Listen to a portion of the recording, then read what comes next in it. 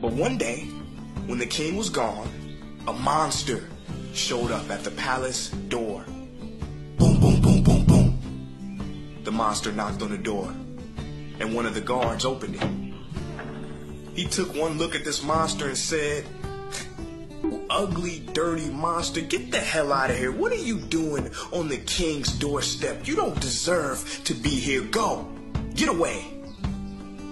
And with every word of negativity, unkindness, and pushing away, that monster grew bigger and bigger and bigger, until the monster was so big that he just pushed the guard out of the way, stepped on him, and knocked a hole through the palace door. And now, the monster was in the king's palace.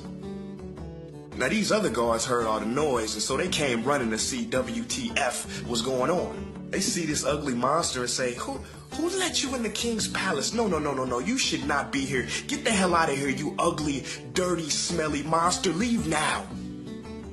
And with every word of negativity, unkindness, pushing away, that monster grew bigger, more ugly, and more smelly.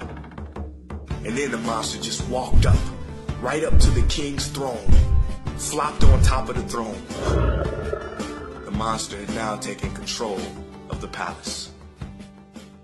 But one of the king's closest men, the last man in the palace, he stayed back, observing. And he said to himself, the king will know what to do. So he hopped on his horse and went to find the king. He finds the king and he's like, "King, you're not going to believe what happened. Your palace has been taken over by a monster." Now the king was a very wise king, right? I told you he was cool, he was wise. So he took a deep breath and said, "Okay, take me to it."